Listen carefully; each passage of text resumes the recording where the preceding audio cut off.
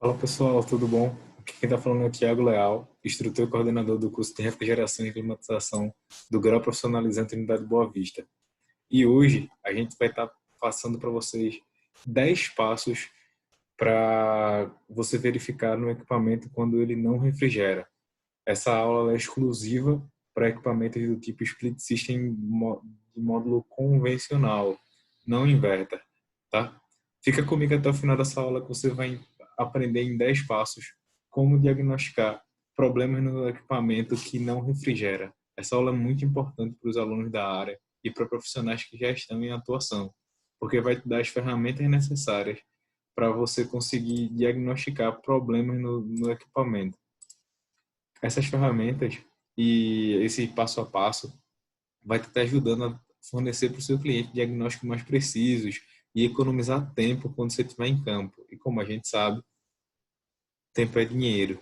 Eu ainda mudo esse conceito. Tempo é vida. Se você consegue resolver o problema do seu cliente em menos tempo, você consegue atender mais clientes no dia.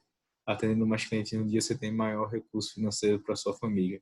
Então, continua comigo nessa aula, que a gente vai chegar a um consenso de 10 passos para você conseguir diagnosticar de forma precisa o equipamento que não apresenta rendimento, ou seja, que não refrigera. Cheguei no cliente e o equipamento não refrigera, o que é que eu vou fazer? Põe a mão na cabeça e vou demorar um pouquinho. Agora você tem 10 passos para seguir se o equipamento não estiver refrigerando. O primeiro passo é verificar se o equipamento apresenta algum alarme ou algum código de erro. Caso o equipamento apresente algum código de erro ou alarme, a gente deve recorrer ao manual de instalação, operação e manutenção fornecido pelo fabricante do equipamento. Eu deixei aqui alguns tipos de erros mais comuns. Esse aqui é do equipamento Agrato, esse aqui é do Spring MDE. E esses códigos, pessoal, eles dizem muita coisa para nós. Ele vai dizer se o equipamento não funciona por algum defeito que a própria placa, na sua função autodiagnóstico, já conseguiu detectar. Então, fica atento a esses alarmes e anda com o manual do fabricante embaixo do braço. Hoje existe uma facilidade muito grande, todos os manuais estão na internet. Então, se você tem um celular, um smartphonezinho aqui, ó, com 3G ou 4G, você consegue ter acesso a qualquer manual de qualquer fabricante só pesquisando ele, dando um Google. Então, não se acanhe, pessoal. Procura o manual. Se esforça para ler pelo menos um manual de um fabricante por semana. E você não vai estar perdendo tempo, pelo contrário, você vai estar investindo em diminuir o tempo utilizado para diagnóstico no seu cliente. Quanto mais informação você retém, mais facilidade você vai ter com diagnosticar defeitos nos seus clientes. Então, fica essa dica, não perde ela, bota ela embaixo do braço e amarra ela e vai com ela até o final da vida. Vai por mim, que funciona. O segundo passo é você verificar se o modo escolhido no controle remoto está na função refrigeração ou cool, que é geralmente expressa pela figura de um floco de gelo, essa figurinha aqui, ó. É importante se atentar que o equipamento ele só vai refrigerar se a temperatura escolhida através do controle remoto seja menor que a temperatura do ambiente. Isso mesmo, pessoal. A placa eletrônica da unidade interna, a placa eletrônica principal, ela é programada para acionar o compressor e a unidade condensadora só quando a temperatura pela qual ela foi setada, ou seja, a temperatura escolhida pelo usuário, for menor, com no mínimo 2 graus, que é a temperatura ambiente. Por exemplo, o ambiente já está a 24 graus e eu deixo o equipamento para 24 graus, ele não vai refrigerar. Só se eu setar ele a partir de 22 graus, aí sim ele vai apresentar funcionamento, refrigeração e rendimento. Então é muito importante esse segundo passo. Não esqueça dele, não o negligencie. O terceiro passo, pessoal, é a gente verificar se o filtro de ar está sujo. Por que a gente precisa verificar se o filtro de ar está sujo? A obstrução do filtro pode diminuir a vazão de ar no equipamento e fazer com que o seu rendimento esteja abaixo do esperado. A diminuição da vazão de ar faz com que a troca de calor seja ineficiente e o equipamento não venha a não render. Não rendendo, ele não vai refrigerar a contento. Para você verificar corretamente se o equipamento está com a vazão correta ou não, realize o teste de rendimento e você vai conseguir entender. Ah, Tiago, eu não sei realizar o teste de rendimento. Não se assuste. Em outra aula, em outro vídeo, a gente já falou sobre o teste de rendimento e o passo a passo para poder executá-lo. Então, dá uma corridinha lá nesse vídeo que você vai entender melhor como é que se faz o teste de rendimento. O quarto passo, pessoal, é você verificar se a unidade externa não está com obstruções em sua troca de calor. Como assim? Imagine aqui o seguinte, eu tenho uma unidade externa aqui, certo? Se eu tenho essas, essa portinhola aqui e do outro lado ela é toda fechada, é uma parede fechada, eu tenho uma obstrução na troca de calor da minha unidade externa. E essa obstrução pode fazer com que meu equipamento não venha render, porque eu não vou ter troca de calor suficiente para a condensação necessária do fluido na saída do compressor no condensador. Então, por esse motivo, o meu equipamento ele pode também não refrigerar. Um outro motivo é o curto-circuito de ar quente, quando a gente tem uma condensadora descarregando na outra. Uma das condensadoras não vai apresentar o funcionamento e o rendimento adequado para aquela função. Então, fica atento a esse tópico, muito importante. Pode até queimar compressor e diminuir o seu tempo de vida útil, pessoal, é muito importante. O quinto passo é você verificar se as válvulas estão abertas. Esse aqui, pessoal, me faz até rir um pouco, porque eu sempre falo nas aulas que a primeira vez que eu fui instalar um split foi na casa da minha prima. Quando eu cheguei lá para instalar um split pela primeira vez, sozinho assim, nunca tinha instalado em residência, só em simulação, na escola técnica. Quando eu cheguei lá para instalar, eu fiz tudo bonitinho, tudo na norma, sifão, loop, tudo bonito. Só esqueci de uma coisa, uma das coisas mais importantes na instalação, de abrir as válvulas das válvulas de serviço da unidade condensadora. Liguei a máquina, fui embora achando que ia resfriar. Quando eu cheguei em casa, assim, por sorte a casa era próxima, eu lembrei que eu tinha esquecido de abrir as válvulas, mesmo depois de ter feito vácuo. Eu fiquei muito triste, porque naquela noite minha prima não ia poder dormir com o conforto que ela esperava depois de todo o trabalho que eu tive naquela instalação. Então, verifica se as válvulas da unidade condensadora estão de fato abertas. Se elas estiverem fechadas, o equipamento não vai funcionar porque a gente não vai ter circulação de fluido refrigerante entre a unidade externa e a unidade interna. Dessa forma, o equipamento não refrigera. Lembrando, pessoal, que o termo não refrigera, ele é utilizado apenas em equipamentos que trabalham com ciclo frio.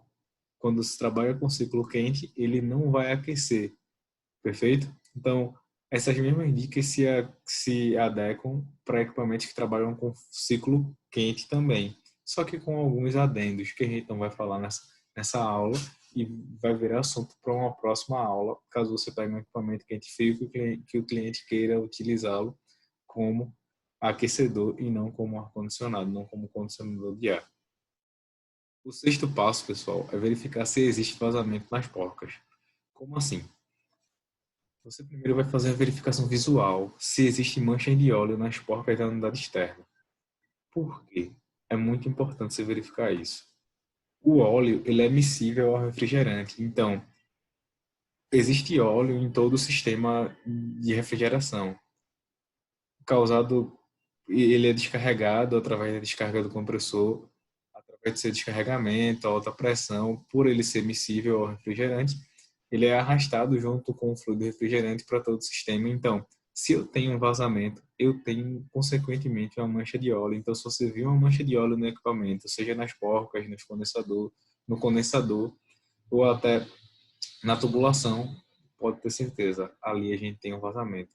Então, verifica se existe mancha de óleo. Se existe mancha de óleo, com auxílio de uma bucha com detergente e água, verifica a existência de vazamento. Como é que eu verifico a existência de vazamento? Se você já trocou um gás de cozinha na sua casa, você vai saber. Se não souber, pode perguntar para sua mãe, que com certeza ela sabe. Da seguinte forma, pessoal, com auxílio da bucha com detergente e água, a gente vai encher aquele local com o sabão, né, com a espuma. E se tiver algum vazamento, essa espuma ela vai criar uma bolha e depois vai estourar. Dessa forma aqui, ó. Isso indica que eu tenho um vazamento, eu tenho pressão positiva saindo ali. E o sexto passo é verificar se existe vazamento no equipamento. Claro, se existe vazamento no equipamento, ele não vai funcionar corretamente. Você deve procurar o vazamento, corrigi-lo, depois reoperar o equipamento. Reoperar de que forma? Completando a carga do equipamento se você tem um fluido como substância pura, por exemplo, o R22.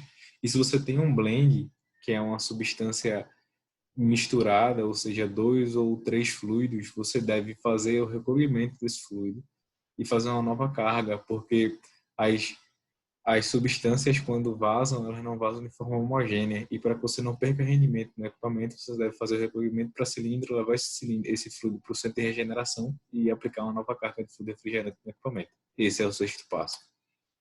Atenção!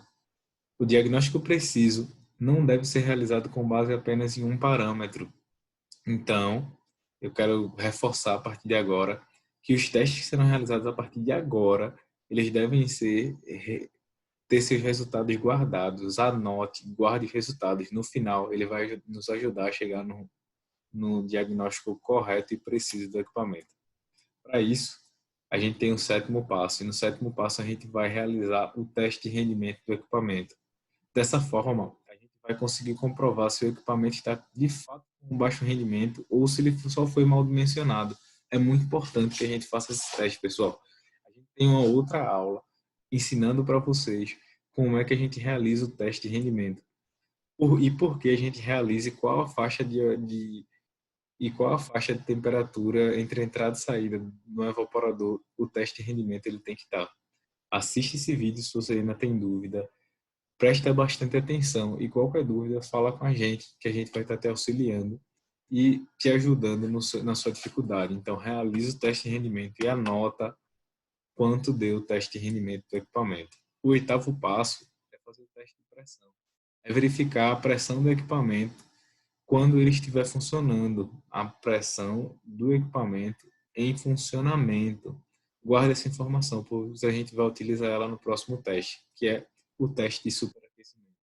Você vai realizar este teste. A gente tem também uma outra aula ensinando você a realizar o teste de superaquecimento, que ela deve ser feita apenas em equipamentos convencionais, tá? Não utilize esse teste em equipamento inverter. A gente utiliza um outro teste para verificar a quantidade de evaporação no evaporador do equipamento. Então, realize o teste de superaquecimento. Por último, você vai medir a corrente de funcionamento do equipamento. Só que a corrente total. E para medir a corrente total, você tem que ir na fase recomendado pelos fabricantes, que você vá na fase de alimentação geral do equipamento. Nesse caso aqui, ó, esse equipamento é alimentado pela unidade externa, a unidade condensadora, e você vai no Borne L, que é o borne de alimentação de linha. Aqui no Borne L você vai medir a corrente total de funcionamento do equipamento. Feito esses processos, anotou todos, agora a gente vai entrar com o diagnóstico. O primeiro diagnóstico, pessoal, é que se o equipamento apresentar baixa pressão de sucção, junto com um alto superaquecimento e uma baixa corrente do equipamento, indica para a gente que a gente tem falta ou baixa carga de fluido refrigerante. Como assim falta? Ele pode ter vazado todo o fluido, ou simplesmente no transporte entre a loja e a casa do seu cliente, a residência do seu cliente, ter sido ovalizado e você ter perdido todo o fluido refrigerante. Nesse caso, é necessário verificar a existência de vazamentos nas tubulações de interligação entre as unidades e as próprias unidades. Existindo vazamento, o mesmo deve ser reparado. Reparado como? Eu tenho que sanar esse vazamento. Depois que eu sanar esse vazamento, eu vou ter que realizar o processo de vácuo. Depois de realizar o processo de vácuo, refazer a carga de fluido refrigerante desse equipamento. E depois da carga de fluido refrigerante desse equipamento, eu vou trazê-lo de volta à operação. O próximo diagnóstico é se eu tenho baixa pressão de sucção junto com alto superaquecimento e alta corrente de equipamento, vai indicar para mim que eu tenho uma obstrução interna no sistema frigorífico. Isso mesmo, pessoal, eu tenho entupimento na tubulação ou entupimento no filtro, secador e qualquer outro componente do equipamento. Então, se você tem essa obstrução, você vai ter que encontrá-la. Depois que encontrar o ponto obstruído, realizar os procedimentos necessários para o bom funcionamento, você tem que corrigir essa obstrução, seja lá na tubulação, seja lá no filtro obstruído, seja ela por alguma partícula que você deixou entrar na tubulação. Você vai corrigir essa obstrução e depois de corrigi-la, você vai aplicar todos os procedimentos. Os procedimentos são esses: retirada da carga de fluido refrigerante, reoperação do equipamento, processo de vácuo, desidratação, tudo para que o equipamento volte a operar da forma correta, dentro das recomendações de boas práticas do fabricante. Um outro diagnóstico Você agora deixou de ter baixa pressão, como nos demais, e agora você tem alta pressão de sucção, junto com baixo superaquecimento e alta corrente. Isso aqui, pessoal, indica o excesso de fluido refrigerante. Com excesso de fluido refrigerante, a gente vai ter uma alta pressão de sucção e um baixo superaquecimento, porque a gente tem muito fluido e pouca troca de calor no evaporador. Isso vai fazer com que o compressor trabalhe mais. Trabalhando mais, ele aumenta a corrente. Aumentando a corrente, a gente tem a indicação de excesso de fluido refrigerante. Nesse caso, é necessário retirar toda a carga de fluido refrigerante e logo após refazê-la. Isso quando a gente tem um fluido blend, tá? Quando a gente não tem um fluido blend, a gente, numa substância pura, você pode ir retirando aos poucos para cilindro e medindo quanto você tirou, utilizando a balança. E aí você vai saber não quanto tem no equipamento, mas através de superaquecimento, se o equipamento está com a carga de fluido correta. O correto, recomendado, é que você tire toda a carga de fluido e depois já faça com a balança para poder saber quanto de fluido tem no equipamento. Muito importante essa informação, tá, pessoal?